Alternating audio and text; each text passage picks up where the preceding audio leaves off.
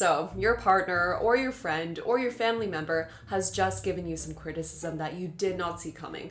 They told you that something you did upset them, even though you didn't mean any harm by what you did, and you think it's unfair, and you feel completely misunderstood, and all you want to do is explain yourself and explain how the other person has it wrong. We've all been there. This is not a fun position to be in, to be on the receiving end of criticism in our relationships. It feels like we're being attacked, and so naturally our knee-jerk reaction is going to be to go into defense mode and protect ourselves. The truth is though, that if we want our relationships to remain healthy and intact, we need to learn how to listen to criticism from our loved ones without getting defensive. The success of our relationships depends on it. So if having healthy, successful relationships is something that matters to you, you're gonna wanna stick around for this video because we are gonna be learning this essential skill of how to listen non-defensively to criticism. And I'm gonna break it down and make it much easier and more straightforward for us. And if you're new here, hi, I'm Audrey. I'm a therapist, and on this channel we talk about tools for improving our relationships, work lives, and overall mental health. This is our second video in our two-part series on how to apologize the right way to save any relationship. Even the most sincere apology won't save a relationship unless we've listened in full to the other person's hurt and criticism first. And defensiveness is the antithesis of listening, so we really have to get this one right if we want to have good relationships with the people we care about. I would recommend watching part 1 first because this video wouldn't be complete without it, and I want you to get the most out of this video. So I will leave part 1 linked. I think it's in this corner. Yeah. This series is based on a two-part series of Brene Brown's podcast with psychologist Harriet Lerner called How to Apologize and Why It Matters, and on Harriet Lerner's book, Why Won't You Apologize? Both the book and the podcast completely changed my life, and I would highly recommend checking both of them out, so I'll leave links to both in the description if you're interested. Listening to criticism is not exactly my favorite activity. Like, there are so many other ways I'd rather spend my time. Personally, I'm more prone to shutting down when I'm giving criticism, but on my worst days, I still get defensive, and I might automatically think that this is unfair, that I'm being accused of this thing when I didn't even do anything wrong. I think the other person is wrong, and all I want to do is rebuttal and explain myself. I wouldn't be surprised if this reaction sounds familiar to you. And apparently there is a psychological explanation for this. According to Harriet Lerner, we are all hardwired for defensiveness. It's a normal response to criticism. Our default reaction when we're given criticism that we perceive as unfair is to defend ourselves because we all just want to protect our ideal image of ourselves. The problem is that when someone comes to us about something that we did that upset them, our explanation of the thing that we did that upset them is the last thing that they're looking for. What they're looking for is for us to listen and truly get and understand where they're coming from and apologize and mean it, which is like the exact opposite reaction of defensiveness. Harriet Lerner says that defensiveness and a heartfelt apology are mutually exclusive, and that an apology offered from a place of anger and defensiveness is entirely without meaning. Which means that in these moments when we're given criticism by our partner or friend or family member, we have a critical choice to make. Do we choose to be right? Or do we choose the relationship? Now, even if the answer is obvious, and obviously we would choose the relationship, it is still so hard to listen to criticism that we don't want to hear without fighting back, and it takes a huge amount of effort and energy to override this automatic reaction to get defensive when we perceive an attack. Luckily for us though, Harriet Lerner has made it easier for us, and she's laid out the exact 12 steps to getting non-defensive listening right. And we're going to be going over them together in this next part of the video. And we are also bringing back Defensive Dan and Mature Mark from part 1. Yes, those guys whose partners are upset with them because they've been on their phones a lot on date night lately, and they're going to help us demonstrate these steps. Starting with step 1, recognize your defensiveness. We all have physical signs in our body that tell us that we're going into defense mode. Maybe our muscles get really tense, or our breathing starts getting really shallow, or we start feeling heat rising up in our chest. All of these are signs that we're going into the fight side of our fight or flight mode. aka our defense mode. You'll also probably notice that you're only listening for the inaccuracies or the exaggerations or what you don't agree with rather than what is objectively being said. Mature Mark knows his signs, and because he's familiar with these signs, he's able to more easily catch himself when he starts going into defense mode. And just having this self-awareness already helps him to start moving out of defensiveness. Step 2, breathe. I said breathe in, breathe out. I'm not gonna scream and shout. I said breathe in, breathe out. Don't knock their ass out. It is impossible to listen if our fight or flight mode is activated. So it is essential that we learn to self-soothe whenever we get into this mode. Hi, sweetie. Okay, hi, thank you so much. Other than petting a dog, the easiest, most instant, and most accessible way to self-soothe is to breathe. Whether it's box breathing or alternate nostril breathing, whatever breathing exercise works best for you, we need to learn to access it when we're in defense mode. Step 3, listen only to understand. Defensive Dan listens to find fault in everything that the other person is saying and to prepare his argument.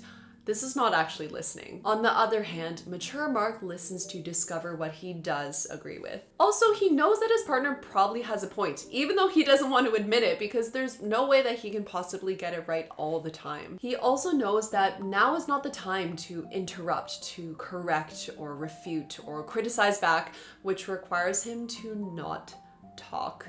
He knows it's best to postpone his agenda for a separate conversation after he's listened to his partner's hurt first. If we're talking, we're not listening. And if we bring up our points now, even if our points are legitimate, we would be using them as a defense mechanism. And that's only gonna make the situation worse, and it's gonna make the conflict go on for way longer than it needs to. This is hard, okay? It is hard to bite our tongue and resist the urge to argue back in the moment.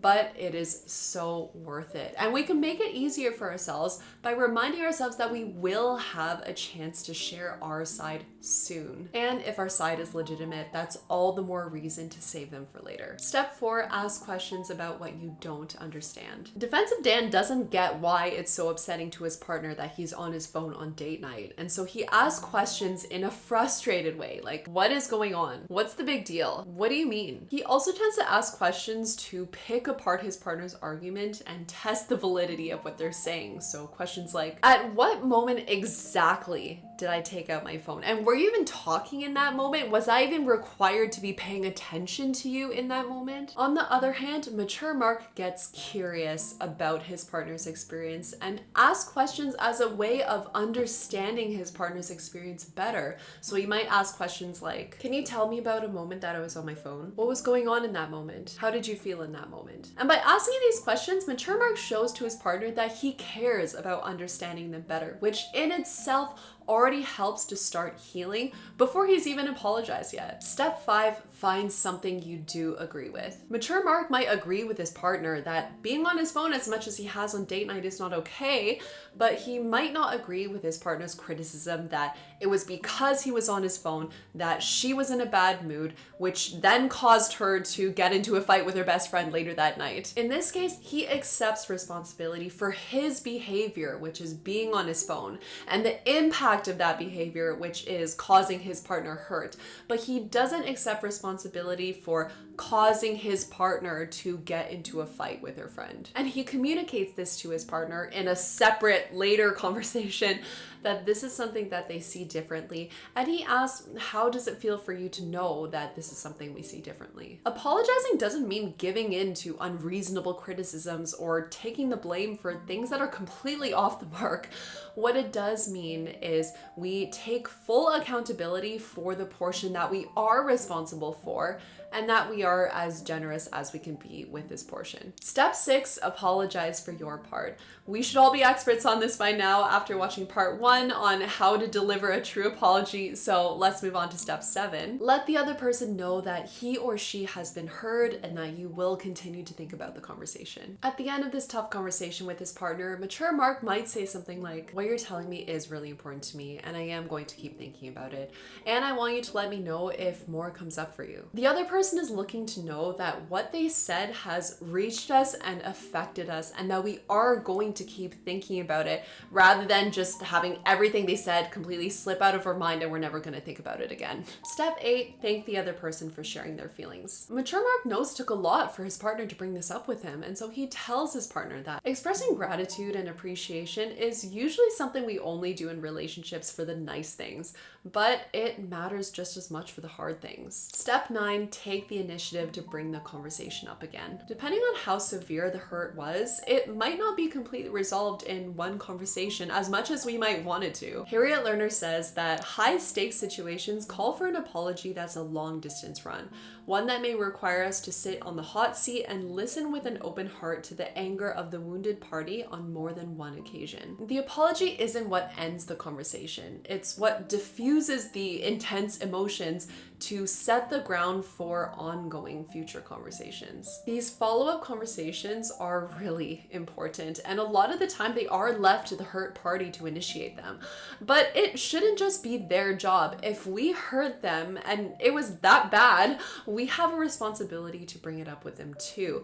And this is exactly how we are going to show to them that we are actually doing step 7 and that we actually are continuing to think about what they said. So we might say something like, I've been thinking about our conversation from last week. I'm really glad that we had that talk.